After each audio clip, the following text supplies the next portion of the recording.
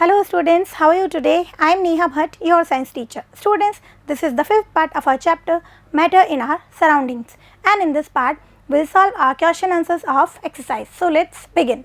Number 1, convert the following temperatures to the Celsius scale. बच्चों हमको एक स्केल गिवन है किसका, टेम्परेचर का, ठीक है, उसको हमको कन्वर्ट करना है किसमें, डिग्री सेल्सियस में, ठीक है। हमने बात की थी केल्विन एंड डिग्री सेल्सियस, ये क्या है, टेम्परेचर मेज़र करने की दो यूनिट है, ठीक है बच्चों। और मैंने आपको बताया था कि इनमें क्या रिलेशन होता है, क्या डिफरेंस होता है, ठीक है। तो क्या डिफरेंस होता है बच्चों, 273 डिग्री का डिफरेंस होता है, ठीक है। अगर मैं आपको कहूँ कि 0 डिग्री सेल्सियस है, इट मीन्स 273 केल्विन होगा उसका टेम्परेचर, ठीक है। यहाँ पे क्या करना है बच्चों, हमको केल्विन को डिग्री सेल्सियस में कन्वर्ट करना है, ठीक है। अगर डिग्री सेल्सियस को हमको केल्विन में कन्वर्ट करना है तो क्या करना पड़ेगा, 273 ऐड करना पड़ेगा, ठीक है।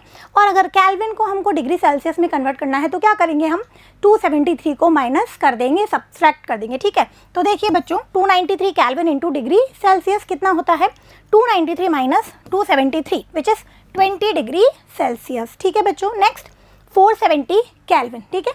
तो वही सेम होगा क्या, 470 माइनस 273, ठीक है, कितना आ जाएगा, 197 डिग्री सेल्सियस, ओके। नेक्स्ट देखिए बच्चों, convert the following temperatures to the Kelvin scale. अब क्या करना है बच्चों, हमको गिवन है डिग्री सेल्सियस में और उसको कन्वर्ट करना है किसमें, केल्विन में, ठीक है। तो बच्चों वही क्या, 25 डिग्री सेल्सियस है तो क्या करना है, यहाँ पे हमको 273 ऐड कर देना है, ठीक है बच्चों। ये देखिए 25 डिग्री सेल्सियस इंटू केल्विन, तो क्या किया, 25 प्लस 273 कितना आ गया, 298 केल्विन, ठीक है। नेक्स्ट क्या है, 373 डिग्री सेल्सियस, ओके।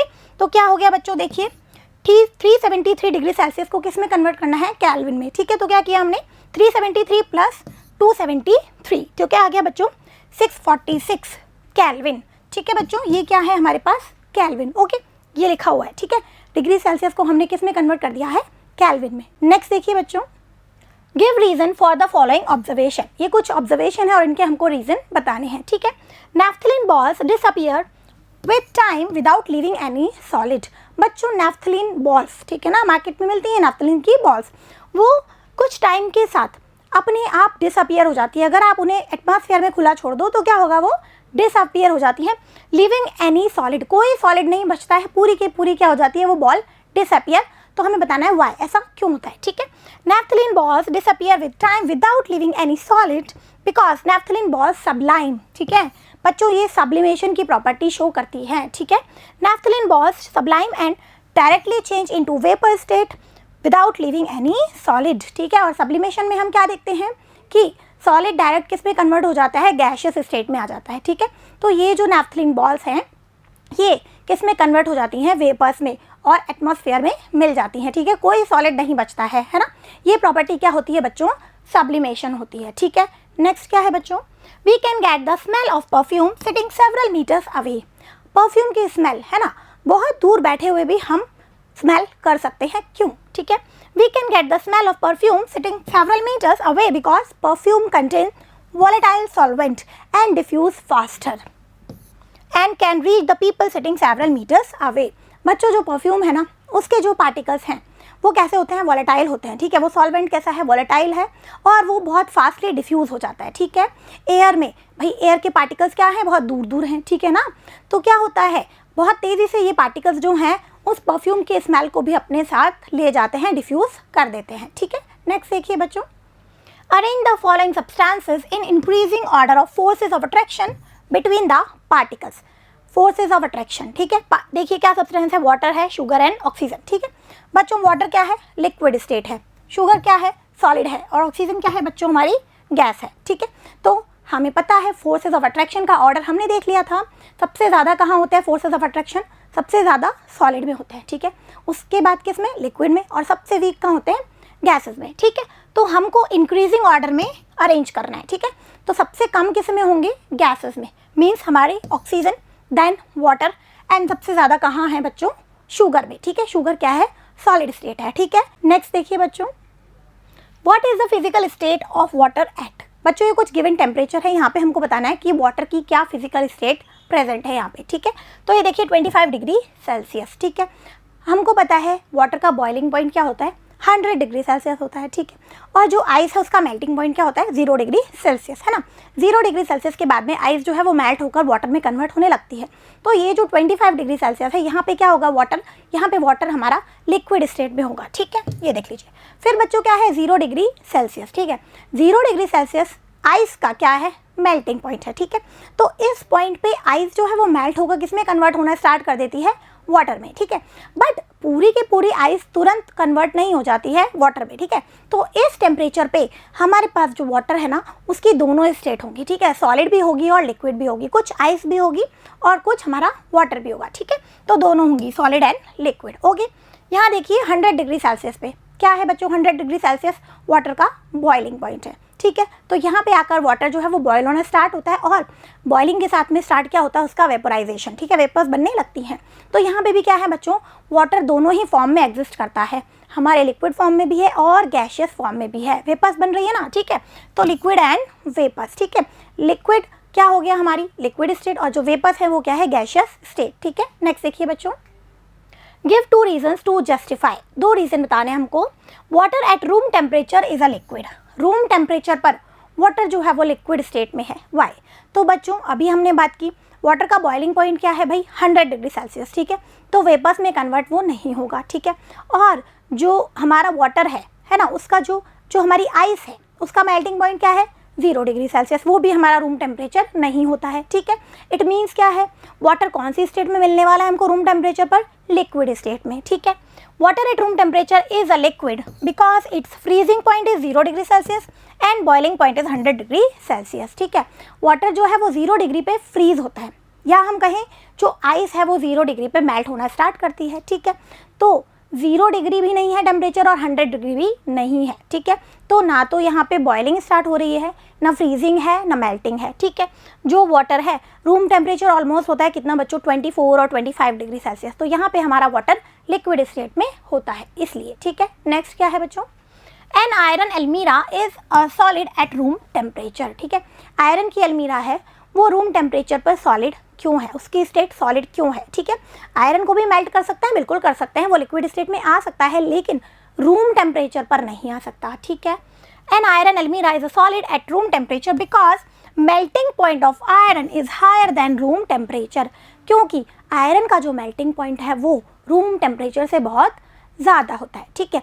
तो इसलिए रूम टेम्परेचर पर हमारा आयरन मेल्ट नहीं हो सकता है, वो कौन से स्टेट में होता है, सॉलिड स्टेट में, ठीक है। नेक्स्ट देखिए बच्चों, Why is ice at 273 Kelvin more effective in cooling than water at the same temperature? बच्चों 273 केल्विन टेम्परेचर पर क्या है, आइस है, ठीक है। ये हमारा वही है बच्चों 0 डिग्री सेल्सियस, ठीक है, कंफ्यूज नहीं होना है, ओके। तो क्या बताना है कि इसी टेम्परेचर पर आइस है और इसी टेम्परेचर पर वाटर है, ठीक है। तो हमारी आइस जो है वो मोर इफेक्टिव क्यों है कूलिंग के लिए, ठीक है। तो देखिए बच्चों, ice at 273 kelvin will absorb heat energy और latent heat from the medium to overcome the force of attraction, ठीक है। क्या है बच्चों, जो ये हमारी आइस है ना, ये 0 डिग्री सेल्सियस पर क्या होने लगती है, मेल्ट होने लगती है, ठीक है। तो मेल्ट होने के लिए से क्या चाहिए बच्चों, याद कीजिए, हाँ, लेटेंट हीट ऑफ फ्यूज़न, ठीक है।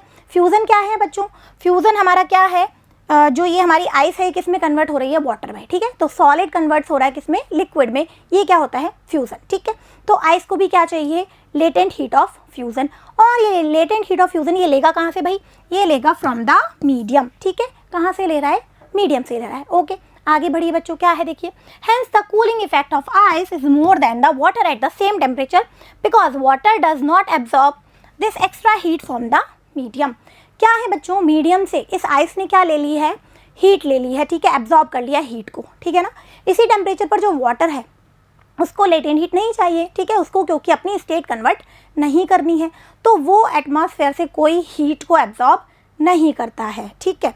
तो आइस ने लेकिन हीट को एब्जॉर्ब कर लिया है, इसलिए वो क्या करती है, वो वहाँ पे कूलिंग का इफेक्ट देती है, ठीक है। क्योंकि टेम्परेचर क्योंकि उसने क्या किया है बच्चों, जो ये हीट लिए कहाँ से एब्जॉर्ब की है, एटमॉस्फेयर से, ठीक है, एनवायरनमेंट से, है ना। तो इसलिए आइस जो है वो ज़्यादा कूलिंग करती है, मोर इफेक्टिव कूलिंग करती है, ठीक है। नेक्स्ट देखिए बच्चों, what produces more severe Burns, boiling water और स्टीम। बच्चों ये मैंने आपको पहले भी बताया था, कौन सी चीज़ जो है वो सीवियर बर्निंग कॉज करती है, हमारा बॉइलिंग वाटर या स्टीम, ठीक है।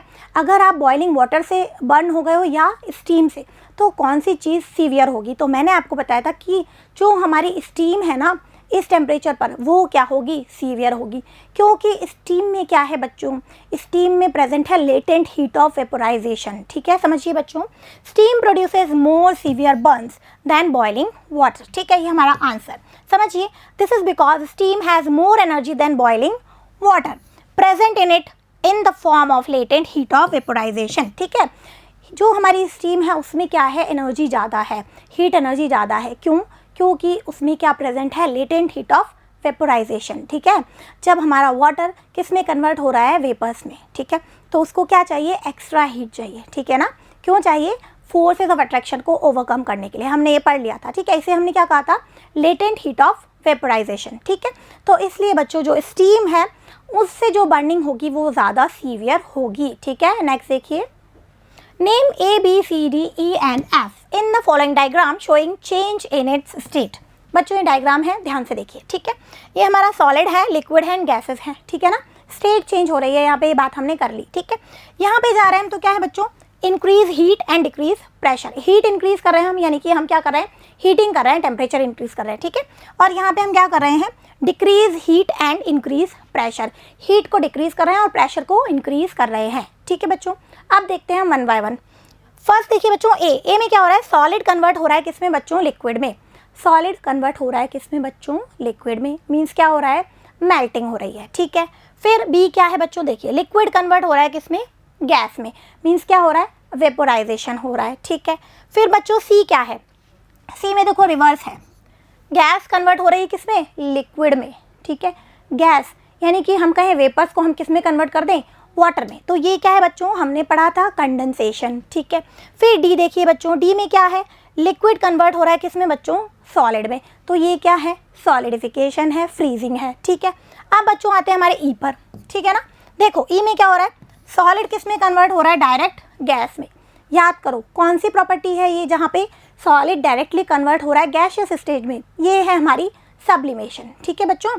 हीट हम दे रहे हैं और हम प्रेशर को क्या कर रहे हैं? डिक्रीज कर रहे हैं, ठीक है। तो ये क्या है? सब्लिमेशन, है ना। और एफ में देखिए बच्चों क्या हो रहा है? गैस कन्वर्ट हो रही है किस में बच्चों? अगेन सॉलिड में। गैस से सीधा आ रहा है सॉलिड स्टेट, ठीक है ना।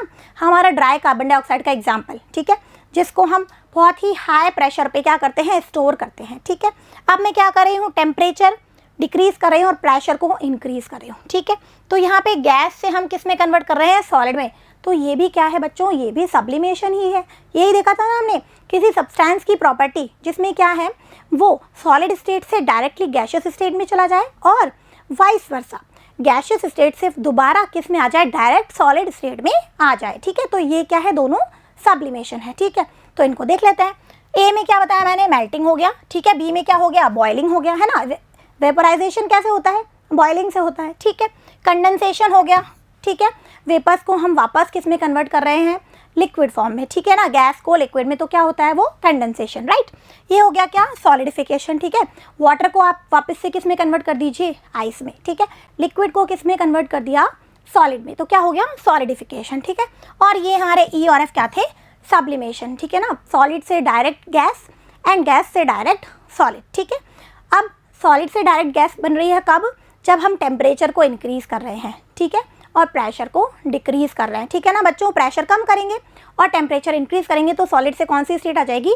गैसियस स्टेट आ जाएगी, ठीक है। और इसी का रिवर्स कर देंगे हम, गैसियस स्टेट में क्या करें हम? टेम्परेचर को कम कर दें और प्रेशर को इंक्रीज कर दें, तो क्या आ जाएगा? डायरेक्ट सॉलिड स्टेट आ जाएगी, ठीक है। So here our question answers are completed and chapter is completed. Keep revising. Thank you.